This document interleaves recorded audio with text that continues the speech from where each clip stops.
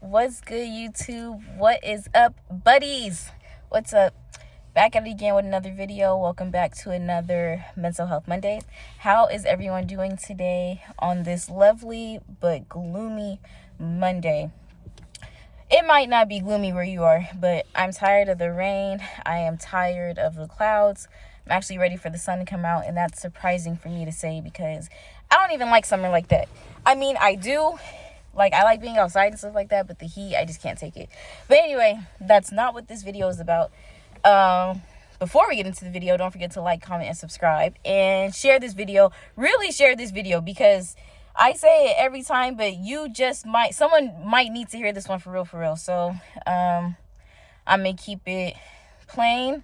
I'm going to get straight to the point. I'm not going to sugarcoat anything. I'm not going to lie about anything. I'm going to get on here and talk about straight facts. And I'm not going to do anything but tell the truth. So people can take it how they want to take it. But this is my story. This is my truth. And I just chose to share it with you guys. So first of all, the lighting in here is not the best. It's almost 7 o'clock in the morning. And I'm sitting in my car, as you can see. And the sun's not out yet. So the lighting isn't the best. But I did not feel like going back into the house to get my little light. So just bear with me. Anyway, today we're going to be talking about toxic families. Yes, toxic families. You heard it right. My family is horrible. Now, I'm only going to speak on my experiences, things that I've seen, things that have happened to me, things that still bother me to this day.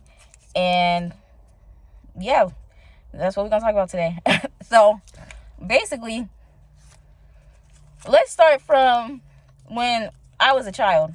So growing up, I was around my family and stuff, but I had many moments where I was like, dang, how come my mom doesn't want to hang out with them? How come my mom doesn't want to do this? How come my mom doesn't want to go to this graduation or this birthday party or things like that? Because we would show up, but a lot of the times it'd be like my siblings and I, my mom would show up too, but she wouldn't go to everything that me and my siblings went to. Because when we would get picked up and stuff, we would stay out of town for a week or two. My mom had to work, so she would stay home. So I always thought either my mom was busy or tired, or honestly thought she was being antisocial. I thought my mom just didn't really care for my family like that. I thought she was the one that wanted to stay away and stuff. And as time went on, and as I have gotten older, I realized she is not the problem. I used to think my mom was the problem because she don't like people. But it is not her. This whole time, I really thought that she was the one that wanted to stay away because she just, didn't like people, and she wanted to stay at home. She doesn't like going out a lot and things like that. I really thought it was her. But no, my family is horrible. Now, like I just said, let's start off from when I was a kid. When I was a kid and I would go over to my family's house, I'm trying not to name specific names. I'm trying my best to keep it real, leveled, but I might change my mind throughout the video because these people have irritated me to my core and upset me to my core. So I still care a little bit, but I don't know. So anyway, start off when I was little. When I was little and I would go over to family members' houses and stuff, and I was in elementary school, I had this thing where I would always gain weight in the summer because I wasn't in school. I wasn't, definitely wasn't working out at the time. I wasn't in school, so I wasn't active. I wasn't walking every day. I wasn't being active, So I would gain weight every summer, and then but I would always lose it once school started back up. So by the time fall came, I had dropped a couple pounds. And this certain relative, every time I would go over, because I would go over for all the holidays, Christmas, Thanksgiving break, spring break, summer break, all of them. So every time I would go over during the summer, this one relative, who's actually the eldest in the family, whoa, my sandal, my slide. Every time I would go over, she would make fun of my weight. Oh, you're getting too big. Oh, you're getting too fat. Oh, you're not going to have any friends. Oh, you're one hamburger away. She would always say that, oh, you're one hamburger away. And I remember one time I came home and told my mom, and my mom got My mom was livid. She called her and was like, don't talk about my daughter like that. She was like, don't tell my daughter that. She was like, why are you even saying those things? And then she was like, well, I wasn't saying it to be mean, and I was just telling her. She was like, okay, but there's a certain way to say things like that. Like, you don't have to tell her she's fat, especially to her face. Like, you don't have to tell her she's fat. You don't have to, like, belittle her like that. Tell her she's one hamburger away. Like, who says things like that? So honestly, and then it wasn't just her daughter would hop in too. And I was confused because at the time, both of these women were fat themselves. So it's like, imagine a fat person telling you need to go out and go to the gym while they got a hamburger in their hand, or while they're eating a bag of chips. Imagine them telling you need to go out and lose some weight, and they're not doing anything but sitting on the couch. This gum. So even her daughter, at one time we went out to the store. We went out to Target. You know how Target would have, I don't know if they have it anymore because of streaming services, but you know how in Target and Walmart, like, they would have like the big, like, bins of movies and DVDs and stuff, and sometimes they would even like have them on the shelves and stuff. So we went to go check out one time, and the DVD Precious was on display by the checkout line, and the movie had just came out. So I was like, hey, like, look, everyone, like, the CDs right here. And my the eldest daughter, my cousin, was like, oh wow, she looks like you. And basically she was trying to be funny, and she was trying to say that I was as big as Precious. So you tell me how that plays a role in a kid's mental health. It got to a point where I didn't even want to eat around them. I was afraid to, like, go into the kitchen and get snacks because they would, like, make little jokes almost every single time I ate. So they did that to me. And not only did they do that to me, but now the eldest is doing it to her granddaughter, which is my other cousin, which is the daughter of the girl who called me Precious. So the cycle is it's still there. The cycle, the toxicity is still there. Now they're telling her, why are you eating so much? You eat too much. Now they're telling her, you're one hamburger away. You're one cheeseburger away. You're not going to have a boyfriend. You're not going to have any friends. First of all, she shouldn't even be focused on having a boyfriend and doing all that stuff anyway. So that part was irrelevant within itself. Second of all, again, why are you telling a little kid this? Why are you making her self-conscious about her weight?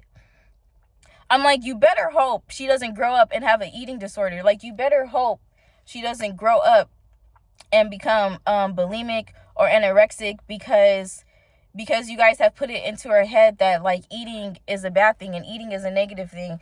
And I don't really understand that. I don't understand how, like, you can really talk down upon someone like that, especially, like, someone that's supposed to be your daughter and your granddaughter. I don't know. Family in general. Like, you just don't say things like that. So, yeah, it got to a point where I didn't want to eat around anybody. I didn't want to do anything because I was afraid that they were going to talk about me. So that happened when I was little. Fast forward to when I came home from the military, because I didn't really see a lot of how toxic my family was until, like, I got grown. And my mom always said it. She was like, when you grow up, you'll see. When you grow up, you'll see. And I was like, okay. I was like, they can't be that bad. They're beyond bad. Like, bad and horrible and toxic. Like, those are the nice words. Like, if I'm trying to find worse words to describe them, because it's not enough. It's not enough. So fast forward to me coming home from the military. I move in with this one relative. And I didn't know why I was moving there. Honestly, God placed me there because I was getting all these, like, signs from the universe and stuff to basically go out there. And I was like, how is my life? I was like, move out there. I was like, what's out there for me? God was out there for me. And so I move in, and in the beginning, life is great. You know, I'm on my spiritual journey. We're watching sermons all the time. We're praying together all the time. And I even started to share some of my life experiences with her and tell her some of the things I went through in life. Long story short, I come to find out this woman has exposed everything that I told her, everything I thought I could trust her with, everything that we had a one-on-one conversation about, she went and told everybody. She told family members, she told her little friends, she told everybody. And when I say the things we talked about, I'm talking about like trauma and abuse and all this stuff. And I didn't tell her absolutely everything. I'm glad I didn't tell her absolutely everything. But geez, the majority that I told her, it was like that stuff meant a lot to me. And of course, it hurt me. So the fact that she went out and exposed my trauma like that, when, first of all, she took away the opportunity from me. So even if I wanted to go out and tell people my story and tell them what I went through, which I was never planning to, she took that opportunity away from me. So now I have people looking at me up and down, looking at me sideways because of things that I went through when I was younger. And it was nobody's business in the first place. I shouldn't have even told her anything. But no, here I am thinking it's family and you can trust family. But no, she has the biggest mouth in the family and she's a liar. She's a manipulator. While I was there. So it's like, not only did she talk about my trauma and my abuse and gossip about it, it's like, not only did she expose it, she gossiped about it too. She brainwashed me. She was trying to get me to like, for the whole God stuff and all, she's trying to put it in my head that I had to live a certain way. I had to walk down this narrow path, and if I didn't, I was going to hell. I was going to hell. Not only that, she wanted me to go out and convert people too, tell them that if they didn't live a certain way, if they didn't walk a certain way, they were going to hell. The way that they were living was unrighteous and unholy. Oh, you want me to go out and tell other people about what they got going on and try to correct them when you're the main problem? What do they say? To all you Christians out there, to all you super Christians out there that like to look down on other people and make it seem like your life is oh so perfect. What's that stupid scripture say? Isn't money the root of all evil?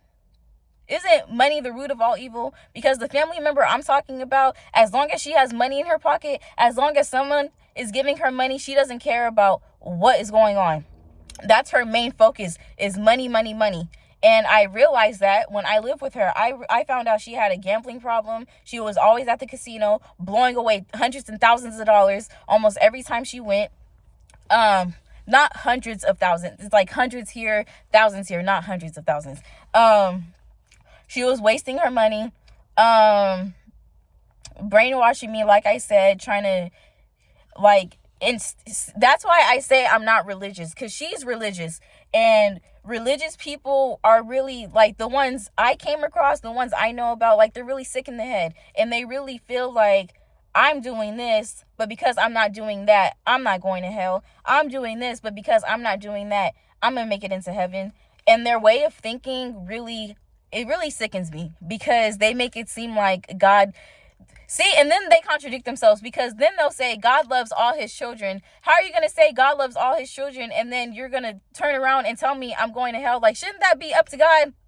How are you, like, who gave you the right and the authority to proclaim that over someone's life? I don't get it. I don't get it. But so yeah, brainwashed me with religion. And then she had me so stressed out. I would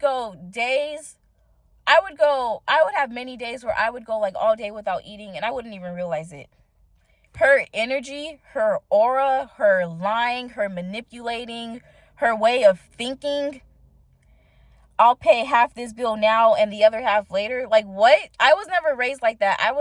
You pay the whole bill, and if you pay all your bills, and if you got to be broke at the end of the month, you just got to be broke. There is no half-assing a bill. Excuse my language. You don't half-ass bills, because then you'll never get caught up. So it's like, she was like upside down on everything. It was absolutely horrible. It's like, you don't even have enough money to pay your rent and stuff, but you're over here talking about the next person. You have to rent out rooms in your house, but you're over here talking about the next person. Like, you need to humble yourself. You need to sit down somewhere and get yourself together. That's what you need to do. Dang, I lost my train of thought talking about... She's just horrible. Like, oh my God. Like, horrible. Brainwashing with religion. I wasn't eating the right way. I was hardly eating at all. Then she saw it too. She saw my weight dropping and stuff, and she didn't think anything of it. She didn't think anything of it. And of course she wasn't going to think she was the problem. She's never the problem. It's always the other person. I remember we had a season while I was at her house where she was going through so much at work. And it was quite funny to me how every time she was telling me a story, it was always the other person's fault. It was never her. Ever. I don't know too many people like that. I don't know too many people where it's like when they're telling you a story, it's like they were never the initiator, they were never the instigator, they were never the person causing any of the drama. It's like every single time she stepped into work, someone was lashing out on her. Well, I wonder why. Because you walk around and act like because of your age, everyone needs to give you respect and everyone's supposed to cater to you and bow down to you. Why? Because you're an elder? I don't see you walking around giving people that same respect. If you want respect, you need to earn it. You don't just get it. And that's what's wrong with her. She thinks because of her age that she can just walk around talking to anybody any type of way and she can treat anybody any type of way. It doesn't work like that. She sickens me to my stomach with her actions and her way of thinking and her way of living. And here's the part where I was just like, okay. She tried to turn me against my mom.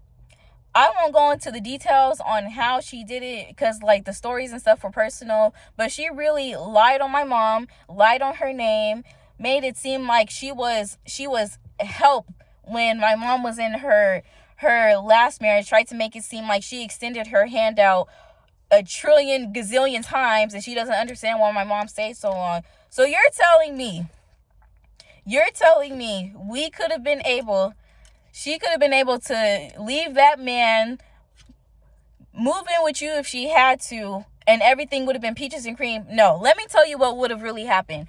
My mom would have left that man, moved in with that lady if we had to, and then that lady would have been gossiping about my mom and my mom's kids the whole time she was there. She'll make it seem like it's cool. It's like you're safe here. You can stay here. Like I got you. I'm gonna take care of you. She'll do that to your face and then go behind your back and be like, girl, she got all these kids here. Her kids don't clean up. Her kids don't do. She'll lie about it too. Her kids don't clean up. Her kids don't do this. Her kids don't do that. My house is this. My house is that. They don't try. Like she'll lie and complain. Why do that when you didn't even have to open your doors in the first place? It's like she makes it seem like she wants to help you just so she can talk about you, just so she can lie, just so she can gossip, just so she can do evil. So there's no care, there's no love, there's no compassion. And it's crazy because she's the main one in the family talking about the family needs to stick together.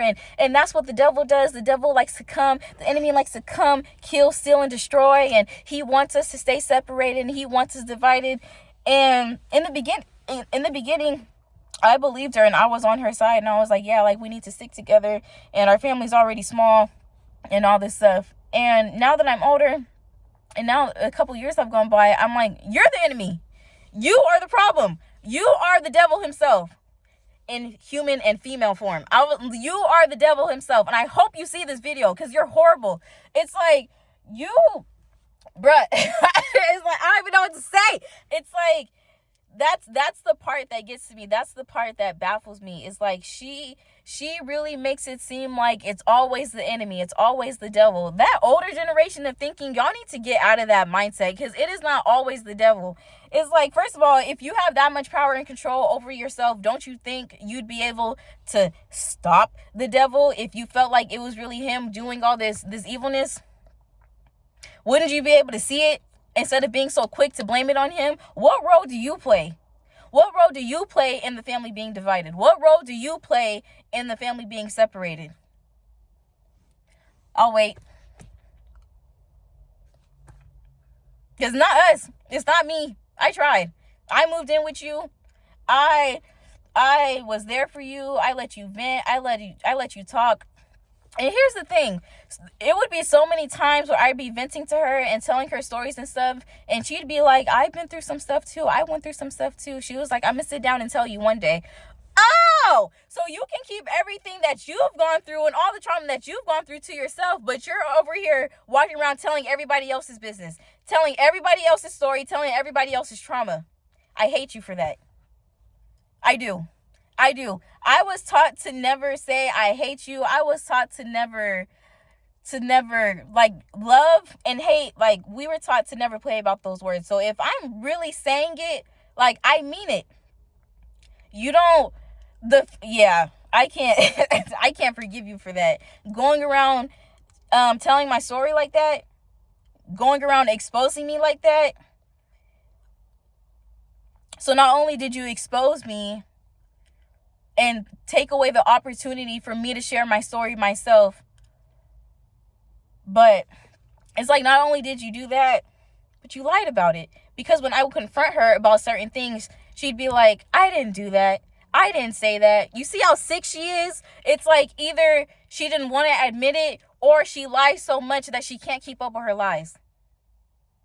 So yeah, there is no more love coming from me. There is no love going out. I don't want to look at you. I don't want to be around you. I don't want you reaching out to me. I haven't been returning any of your phone calls or text messages. Like, I'm done. So just stop. There's no going back. There's no going back from this. There's no coming back.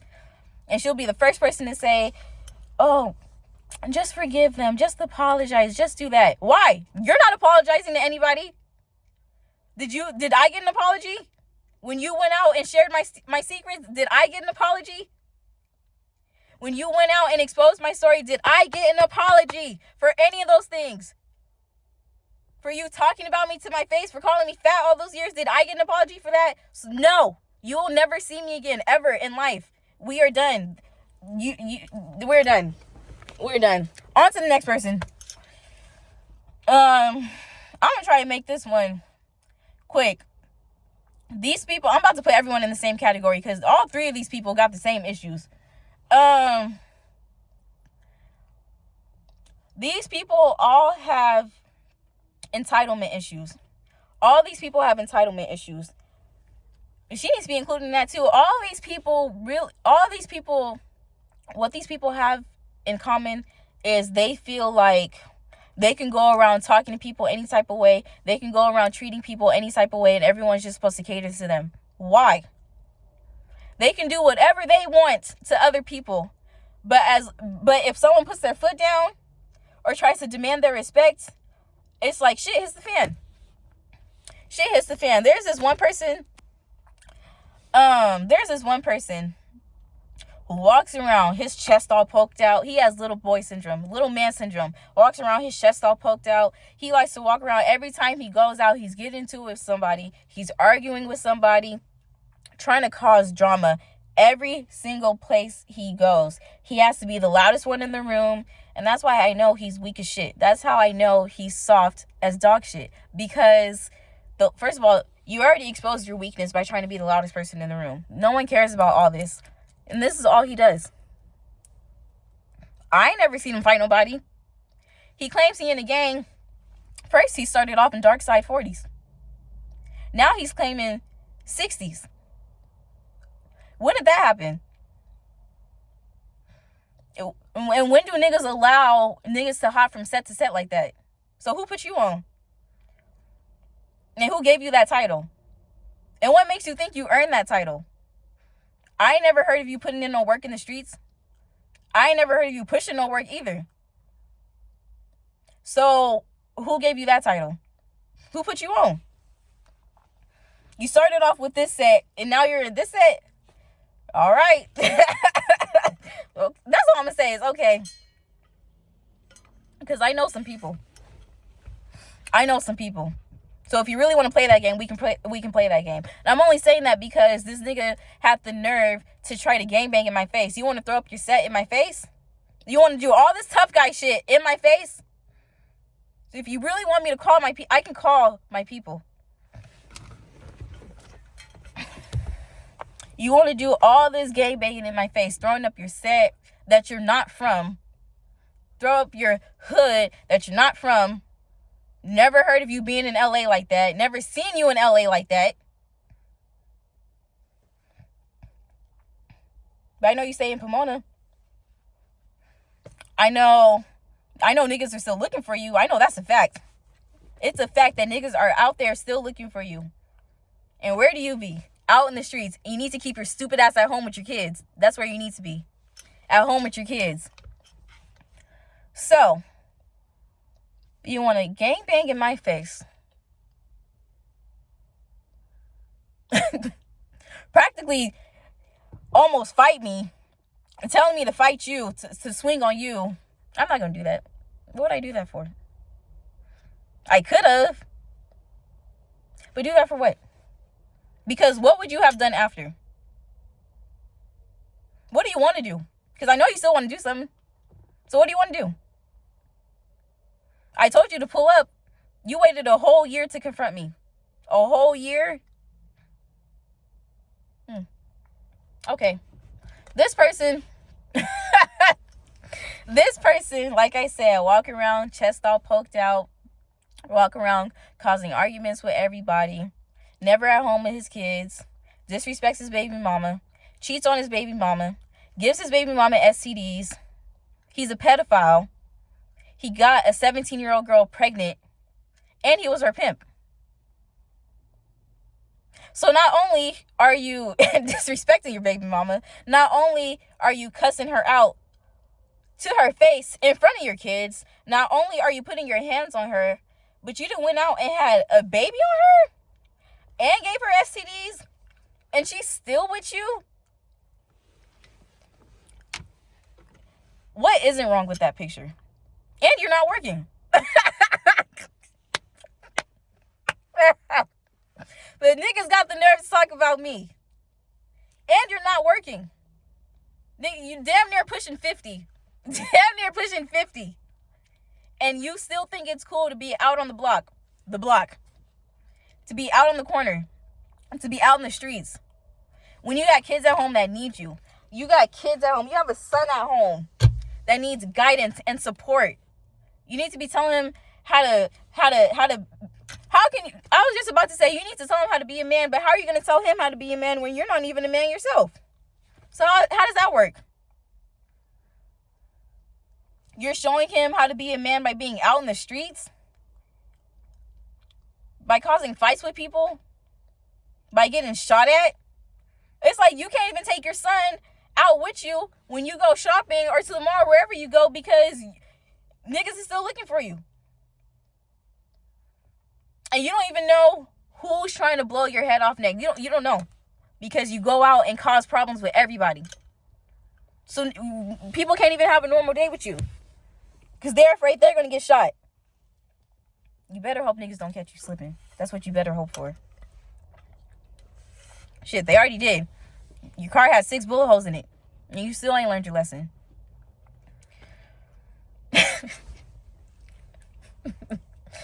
But people want to talk about me. Oh, okay.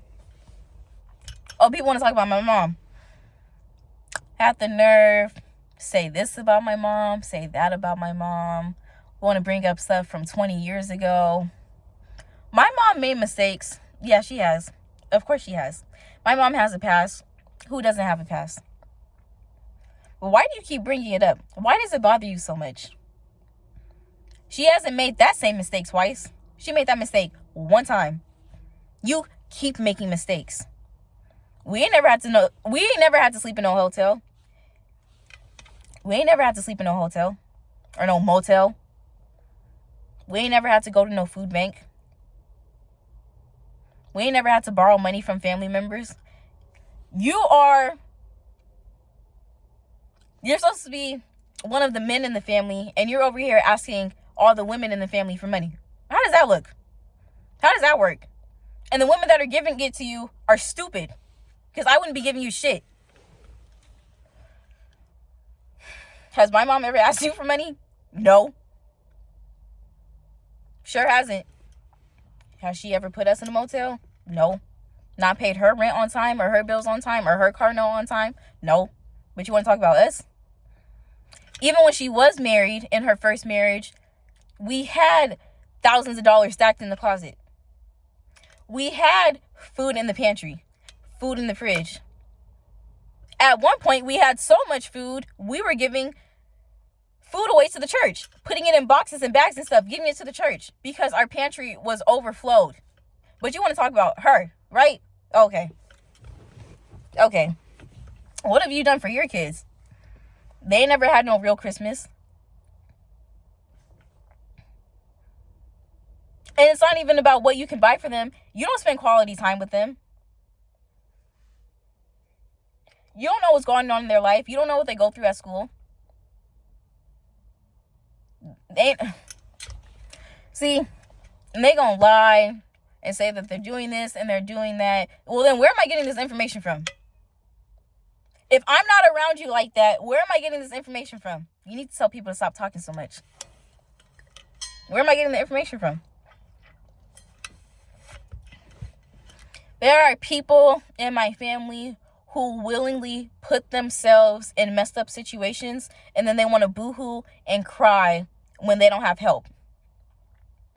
One person then moved out the house, grabbed all their things, all of their belongings. No one told them to. No one said you can't ever come back here. No one said you have to get your shit and get out. No one ever said you need to find a place to stay. No one said that to them.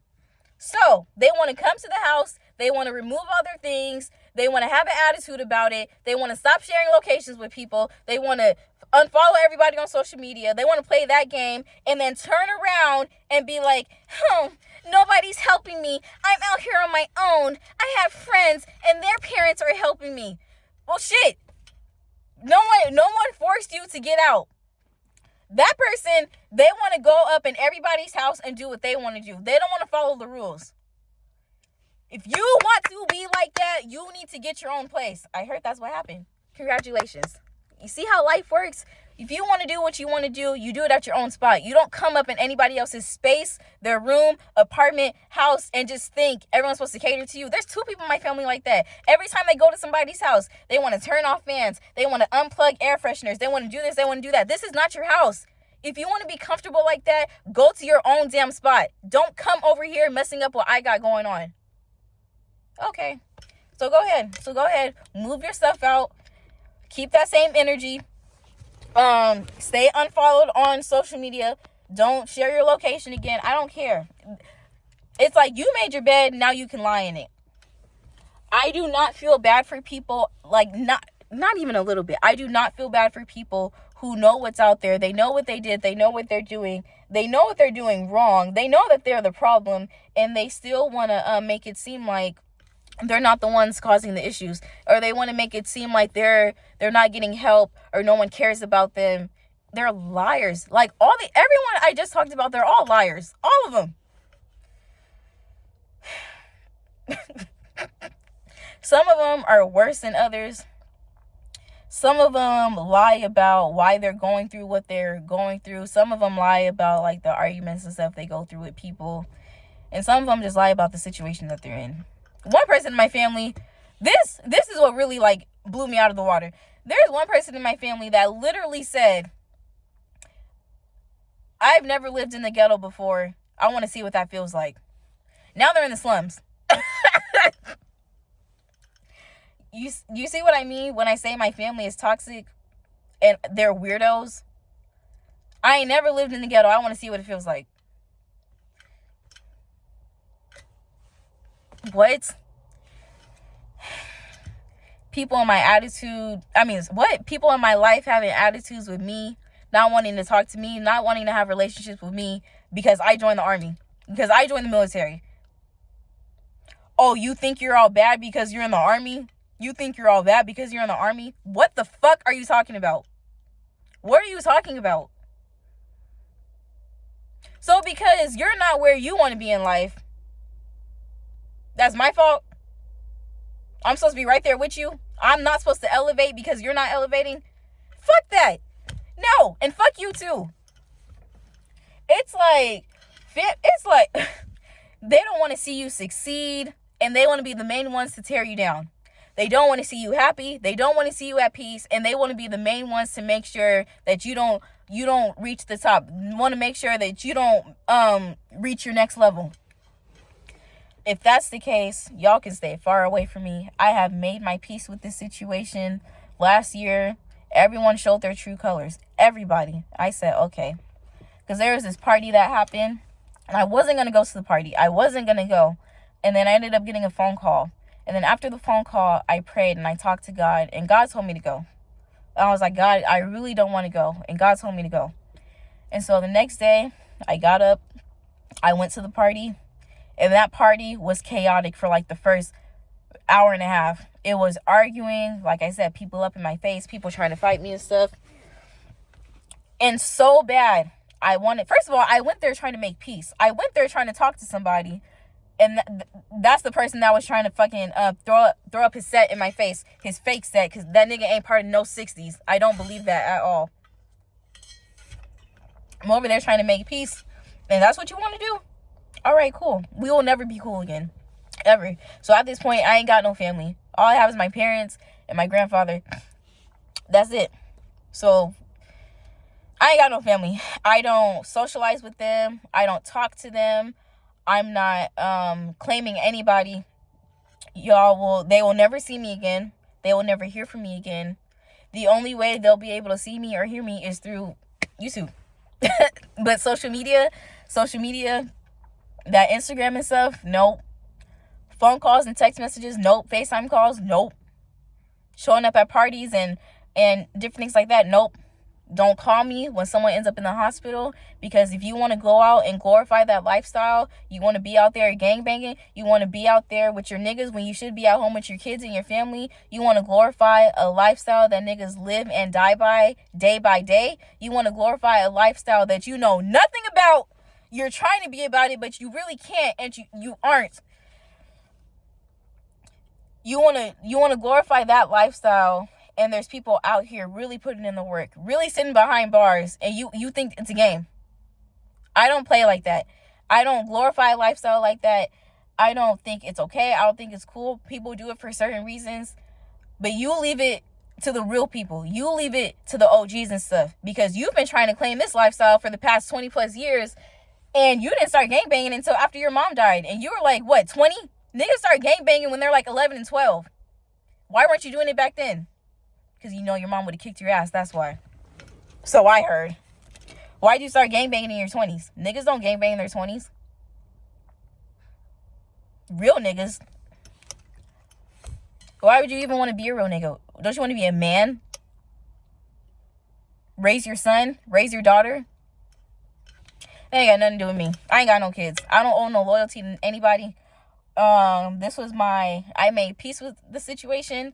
I shared this with you guys to let you guys know. Okay, I always do a moral of the story. So the moral of this Mental Health Mondays was you need to maintain your peace. Just because your family members with somebody or people, just because you guys share the same DNA, just because you guys share the same bloodline, does not mean anything. If you're constantly getting disrespected to your face, you're constantly trying to make the peace and they want to flip the situation, if you're constantly putting your best foot forward and you know you did your very best and they still don't want to accept it, then your hands are tied. You did all you can do. I did all I can do when it comes to them. I have forgave them and forgave them and forgave them and forgave them time after time after time after time, and it did not do anything but get me disrespected to my face even more, because in that group, they love to argue. They love to argue with the people they're sleeping with. They love to argue with the people they're talking to and dating. They love to argue with their family members. It's not like that in my household. We don't argue with each other. We don't fight each other. We don't talk down upon each other. So it's like, y'all keep that over there. If you want to argue with your nigga all day and all night, keep that over there. If you want to argue with your bitch all day and all night, keep that over there. Because I wasn't raised like that. It's like, my mom had her little abusive marriage for 6 years and all that stuff. But after that, we didn't see any of that stuff happening. So the fact that they're normalizing it now, arguing and being on the phone all day, cussing out your partner, and even cussing, like being in the house, cussing at them, like that shit, it's not normal. And I'm not about to sit here and be like, oh, it was just a bad day. No! If you can't sit and have a normal conversation, I don't need to be talking to you. I don't need to be talking to you. If you feel like you have to raise your voice at me every time we talk, I don't need to be with you. I don't need to be talking to you. If you feel like you need to go through my phone or do any of that stuff, I don't need to be talking to you. If you out there giving your body away to everybody, I do not need to be talking to you. I can do bad all by myself. These people, they don't like to be alone. They don't like to be alone. They don't like to face their trauma. They don't like to face their demons. I'm not like that. I went head to head with my demons, all of them. been facing my trauma, been trying to heal from my trauma, been trying to maintain peace and just move forward and let it go. These people, not all of them, but some of them, I can tell they like being stuck in that mindset. They like being trapped. They like being imprisoned to their trauma. That's not going to be me. I said I will not be a victim anymore. Some of these people, they like being a whoa, it's me. That's not me. That's not me. And when I get on social media and I talk about my emotions and my feelings and stuff, it's not a whoa, it's me. It's a I'm going through this. Is anyone else going through this? And if you are, how can we get through it? How can I help you get through something that I know you're going through? I know there's people out there that need help. How can we get through it together? That's what I do on social media. I try to shed light on things that need to be brought to light. And then once I bring it to light, it's like, okay, how can I help you now? I want to help you get through this. I counsel people. I motivate people. I inspire people. These are other people's words, not mine. This is what I do for people. I open doors. They just like to be stuck. They just like to be stuck. They don't like to hear the truth. They want to make it seem like my mom's the problem. My mom is just a horrible mom. My mom will give you the shirt off her back if she really had to. If you really needed it, my mom would give you the shirt off her back. They don't want to hear the truth. They don't want to go back to when it all started. If you want to heal, if you want to get past that trauma, if you want to save that little child if you want to save that child that's on the inside of you, that's still scared and hurt, because I know that's where a lot of their pain is coming from, you have to learn how to listen. You have to learn how to listen. That's what's wrong with them. They want to make it seem like my mom is this, my mom is that. But what are you doing to her? That's the part that they're not talking about. They want to disrespect my mom, but have the nerve to cater and bow down to the people that they're laying in bed with. You lost all my respect. I have no respect for anybody who disrespects their mom and their mom isn't doing anything to disrespect them. Because I know there's people out there. I have been friends with people where their moms, I'm like, they don't even deserve the title of mother or mom. The way that they would talk to their kids, the way that they would handle their kids, fighting their kids. My mom hasn't done any of that. Never called any of us out of our names. Never disrespected any of us. Never did any of that stuff. We all knew we can go and talk to our mom about anything. So if you chose not to, then that's on you. But you can't say she never had that door open. You can't say she never listened. You can never say she never loved you. You can't say any of that. So all this anger and stuff that you have inside of you, you need to learn how to deal with it on your own. She's not about to be holding our hands throughout the rest of our lives. You don't want to know the truth? All right, stay in that same mindset. You're going to be mad forever. And the day she dies, the day she passes away, I don't want anybody crying on my shoulder. I'm not condoning anybody. I'm not helping anybody. You can't cry on my shoulder. You can't come to me because I know what I have. I appreciate her. I love my mom. I would kill for my mom. I would do absolutely anything for her. And she knows that. She knows that. So when she's gone, it's going to be too late. You can't come crying to me. Don't. Because you had all this time to get your shit together and you didn't want to. You didn't want to. You don't want to know the truth. You want to lie on her. You want to disrespect her. Call her the most awful things. I don't care how upset I get with my mom, because I've had moments where I've been upset with her, I've been mad at her, but I talked to her about it. I needed to understand, why did this happen? And why did you do this? And we have made our peace. My mom and I have always been close, but ever since she told me the truth about things and everything that's happened, it's like that bond, there's nothing she can do or say to make me look at her differently. It's just not. Because I know the truth. They don't know the truth. No one in my family knows my mom for her. It's lies, things they heard, things they've seen. No one has ever taken the time to sit down and really be like, Sheena, what's wrong? Sheena, what happened? I have. I don't know why it took the youngest in the family to do it. I have. And she's not what they portray her to be. So they can lie. At this point, they can say what they want to say. People can look at us different. People can make it seem like she chose me over whoever. I honestly don't care. Make it seem like I'm her favorite. She ain't got no damn favorite. She always said she doesn't like any of us. She always said she doesn't like any of us. But because I sit down and I listen to my mom and I don't disrespect her, I ask her questions, that's why we're so close. And people hate it. I'm like, well, you could be right here with us if you chose to do the same thing. You don't want to. My hands are tied. So that's it. Like I said, my family, they will never see me again. They will never hear from me again. I have no love for them. There's nothing there. It's like, and if I do have love, it's about this much. And I'm like, I gotta love you from a distance. I gotta love you from way over here. I'm done. I separated myself. I don't think I ever finished the part where when I went to the party, I wanted to engage because I was like internally angry. I went there trying to make peace, and it blew up. It blew up in my face. So I was upset and I was mad.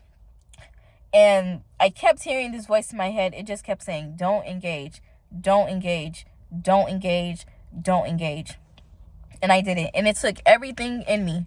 It took everything in me to not start swinging on people, to not choke people out for real. At that point, I didn't care, but I didn't. And when I went home the next day, as soon as I got home, God started talking to me.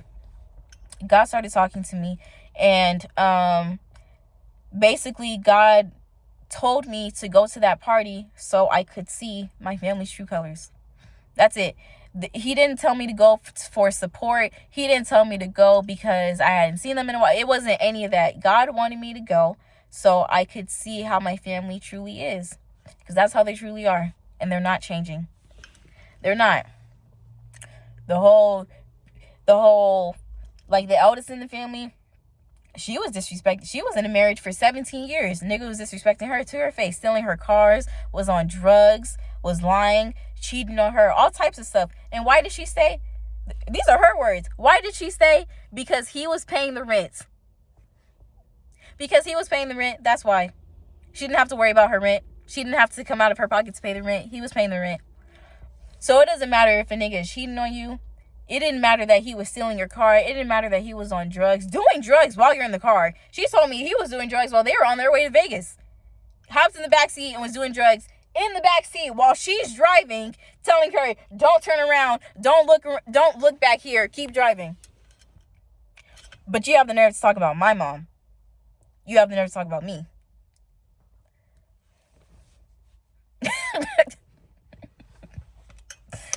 It's cool. It's cool. You stayed in that marriage for 17 years, being disrespected the whole time. The whole time.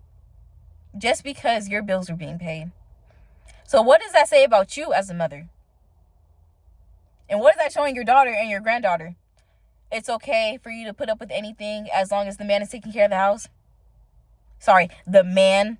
Because real men don't do things like that. So there are no real men in my family. There's no real men in my family. Because none of them are doing what a man is supposed to be doing and what he should be doing. So I don't respect any of them. That's it. I'm not about to drag. This video is almost an hour long. I'm not about to drag this out even more. I said what I had to say. I made my peace with it. This is making my peace. The moral of this Mental Health Mondays: don't stay close to family. Don't feel like you have to put up with family's BS. If you're able to go out and do it on your own, please get out and do it on your own. It's not worth your peace. It's not worth your mental health. It's not worth the stress. It's not worth the not eating. It's not worth your health. Your health comes first. Your health comes first. It's like, if I feel like I have to hide this and hide that, if I feel like I have to creep and walk on eggshells when I'm around them, I'd rather just not be around you. I'd rather just cut ties completely. If I feel like I can't be my true self around you, I'd rather just cut ties. Black families be the main ones to tear you down and then be the same ones to tell you to get right back up and keep fighting. What? You're the one that pushed me down. How are you going to tell me to get back up and you're the one that keeps knocking me down? You might as well just keep me here. What's the point of trying to build me back up if you're just going to knock me right back down the next day? I don't get that. It's all fake love. It's all fake love. It's that lady scared me. Fake love. It's all fake support. And I don't want to be around it. If you have to fake anything being around me, don't be around me. And that's where I stand at this point. I don't want to be around anybody. I ain't got no family. I got my parents. That's my family. So it is what it is. So y'all, I really hope this touches someone. I really hope this hope this helps someone. Because this stuff is real. And there's people out there that feel like, oh my gosh, excuse me. There's people out there that feel like they can't make it. They feel like they have to remain close to their family because they ain't got nobody else. They feel like they have to be cool with their family because they ain't got nobody else. Let me tell you, it's okay to stand alone. It is okay to walk alone. And my mom always said, this world is a cold place if you ain't got nobody else. But it's like the people that I would like to have around me, are the main ones pushing me away. So I can't, it's not happening. I can't keep you around because you keep pushing me away further and further. So they didn't push me so far away. Like I just said, I don't want to have anything to do with them. I don't have to put up with anything. I don't owe any loyalty to them. I don't have any kids, so my kids don't need to grow up and learn who their family members are. And even if I had kids, I would still choose to not bring them around my family because my family is horrible. So if you can go out and pay your bills and get a job and get your own place and do it by yourself, please go out and do it by yourself. If you're in a toxic situation and you're not happy and your peace is at stake, then maybe this is a sign for you. Maybe this is your message to finally get out and do it on your own. And that goes for family members. It goes for your parents. It goes for your spouse, your little boyfriend or girlfriend that you have. It goes for anybody, friends, best friends. If you're living with a friend or best friend and they feel like they can talk to you any type of way because of whatever reason, you don't need that person. You get that out of your head. I need this, I need that. No, you don't. All you need is yourself and God. Put God first and watch your life transform. Put God first and watch him carry you through these storms. Put God first and watch you overcome all these obstacles that life has been throwing at you. Put God first and watch your life change. And that's what they need to do, is put God first. And that's how I'm going to end this video. Thank you so much for watching. Thank you so much if you watched this whole thing. I really appreciate it. Please don't forget to like, comment, and subscribe. And also, one last bullet point. My family likes to portray me as like the crazy one. They like to portray me as, oh, she needs help. Every time I would go off or lash out, oh, she needs help. Oh, she needs counseling. Oh, what's wrong with her? See, you see what they do? You see what narcissists do? They want to poke at you and poke at you and poke at you. And then when you finally get fed up and you finally put your foot down, it's, oh, what's wrong with them? Oh, they're crazy. Blah, blah, blah. No, they're not crazy. Nothing's wrong with them. Leave the bear alone. Stop poking the bear. So if you have people in your family like that, where every time you get upset or every time you speak your truth or every time you talk about your emotions or your feelings, they want to throw it up in your face, that's not family. That's not love. That was my last bullet point. Once again, don't forget to like, comment, and subscribe. I love you guys. Okay? And we're going to get through this together. We're going to do this one day at a time, 1 week at a time. We can't take it one day at a time. We take it one moment at a time. Stay tuned for any other content I choose to put out for you guys, whether it's a cooking video, a doodles with Daji, or a regular schmegular vloggy. Okay, more videos on the way. Stay tuned. And just like that, we are done. We are over. Stay tuned for the next video that I have dropping for you guys. Until then, stay safe. Continue. My music started playing on my watch and it freaking messed up my video. But continue to spread love, joy, kindness, and positivity out into the universe and watch all that good energy travel back to you. Okay, buddies? Until next time.